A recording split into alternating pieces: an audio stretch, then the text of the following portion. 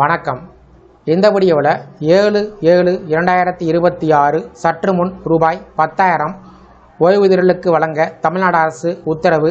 Happy news சார்ந்து தகவல்களை பார்ப்போம். இந்த வீடியோவை தொடர்ந்து பார்க்குறதுக்கு முன்னாடி நம்ம சேனலை இதுவரைக்கும் சப்ஸ்கிரைப் பண்ணாதவங்க இந்த வீடியோக்கு கீழே இருக்க ரெட் கலர் சப்ஸ்கிரைப் பட்டன் அழுத்தி சப்ஸ்கிரைப் பண்ணிக்கோங்க. அப்படியே பக்கத்தில் இருக்கக்கூடிய நோட்டிஃபிகேஷன் பெல் சிம்பலையும் ப்ரெஸ் பண்ணுங்கள்.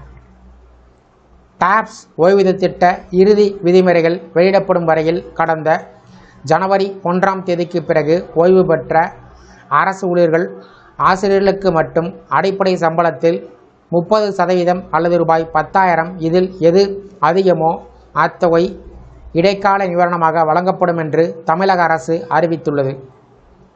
இது தொடர்பாக நிதித்துறை செயலர் MA சிதிக் வெளியிட்ட அரசாணையின் விவரங்கள். டாப்ஸ் ஓய்வூதிய திட்டத்தின் இறுதி விதிகள் அறிவிக்கப்பட்டு ஒவ்வொரு ஊழியருக்கும் அவர்கள் கடைசியாக பெற்ற அடிப்படை சம்பளத்தில் 50% ஓய்வூதியமாக நிர்ணயம் செய்யும் பணிக்கு சற்று கூடுதல் கால அவகாசம் தேவைப்படும். எனவே 1/1/2026க்கு பிறகு ஓய்வு பெற்ற ஊழியர்கள் எந்தவித பொருளாதார பிரச்சனை இன்றி வாழ்வதற்கு ஏதுவாக அவர்களுக்கு இடைக்கால வாழ்வாதார ஆதரவு தொகை வழங்க முடிவு செய்யப்பட்டிருக்கிறது. டாப்ஸ் திட்டம் முழுமையாக நடைமுறைப்படுத்தப்படும் வரையில் இது ஒரு இடைக்கால ஏற்பாடாக இருக்கும். இத்திட்டத்தின்படி பணியில் இருந்து ஓய்வு பெற்ற ஊழியர் கடைசியாக பெற்ற அடிப்படை சம்பளத்தில் 30% அல்லது ரூபாய் 10,000 இதில் எது அதிகமோ அந்த தொகை இடைக்கால நிவாரணத் தொகையாக நிர்ணயம் செய்யப்படும்.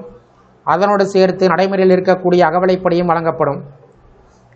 இந்த இடைக்கால நிவாரணத் திட்டம் 1/4/2003 அன்று அல்லது அதற்கு பிறகு ரெகுலர் ஊதிய விகிதத்தில் பணியமர்த்தப்பட்டு பங்களிப்பு ஓய்வூதிய திட்டம் CPS-இன் கீழ் இருந்தோர் 1/1/2026 அன்று பணியில் நீடித்து அதற்கு பிறகு வயது முதிர்வு காரணமாக ஓய்வு பெற்றவர்கள் குறைந்தபட்சம் 10 ஆண்டுகள் தகுதி வாய்ந்த பணிக்காலத்தை நிறைவு செய்தவர்கள் பணியின் போது மரணமடைந்த அரசு ஊழியர்களின் தகுதியான குடும்ப உறுப்பினர்கள் ஆகியோருக்கு மட்டும் பொருந்தும்.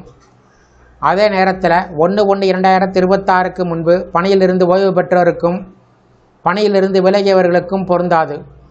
ஓய்வூதியதாரர் மரணமடைந்தால் அவர் பெற்று வந்த இடைக்கால தொகையில் 60% குடும்ப ஓய்வூதியமாக வழங்கப்படும்.